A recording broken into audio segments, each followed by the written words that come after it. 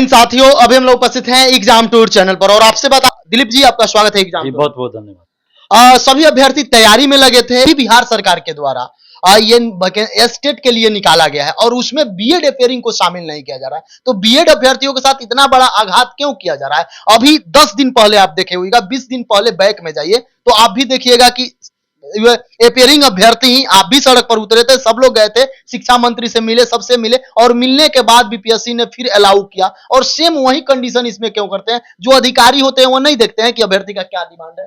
देखिए, यहाँ जो अधिकारी हैं, ईमानदार बहुत कम अधिकारी है बिहार में या फिर देश में भी कह लीजिए।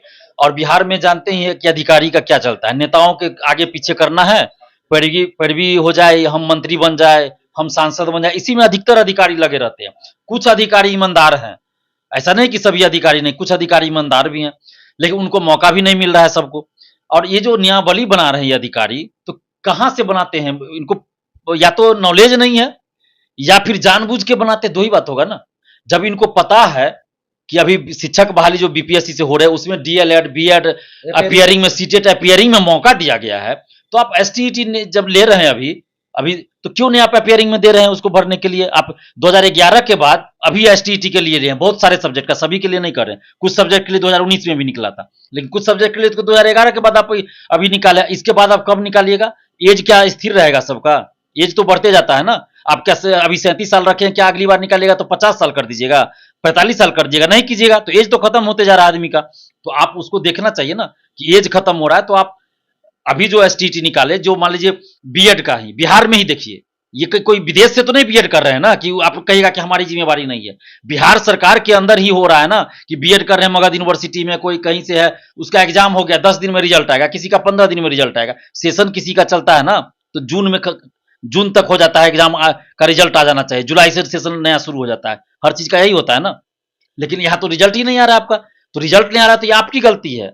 तो आप क्यों नहीं उसमें सुधार कर रहे हैं? रिजल्ट समय पे देते तो आज ये हाल नहीं होता। आज हम लोग भी नहीं मांग करते कि आप अपियरिंग में मौका दीजिए। आज पीजी का जो लोग +2 के लिए भरेंगे, 11 12 के लिए भरेंगे, पीजी मान लीजिए किसी का एग्जाम हो चुका है, रिजल्ट आने वाला है, वो बीएड किए हुआ है और 2 साल उसका पीजी सेशन लेट चल रहा है, तो इसमें स्टूडेंट्स की क्या गलती है? ये जो आप लोग फरमान जारी कर रहे हैं, तो पहले तो आप सेशन सुधार लीजिए ना महाराज, उसके बाद आप 75% अटेंडेंस कीजिए ना। 75 का है, आप 90% कीजिए, हम लोग तैयार हैं, लेकिन पहले सेशन सुधारिए। 2 साल का कोर्स आप 4 साल में पूरा नहीं करवा पा रहे हैं, तो फिर क्या ये दिखावा कर रहे हैं आप? लास्ट प्रश्न आपसे है, चूंकि अभ्यर्थी इससे बहुत ग्रसित है, आप देखते हुए जो भी अभ्यर्थी हैं दाल भात चोखा खा के रहते हैं, लेकिन कोई भी बिहार सरकार के द्वारा जो फॉर्म निकाला जा रहा है उसका फी इतना वसूला जा रहा है, लग रहा है कि बेरोजगारों को गन्ना की तरह निचोड़ लेना है, चूस लेना है और उन्हीं से सरकार को चलाना है या उनको वेतन देना है। माननीय अभी वर्तमान समय में उप मुख्यमंत्री हैं, जब विपक्ष के नेता हुआ करते थे तो साफ बोले थे कि जब मैं आऊंगा सत्ता में तो 1 भी रुपया नहीं लूंगा या 100 रुपया फी कर दूंगा। उनको आप क्या कहिएगा?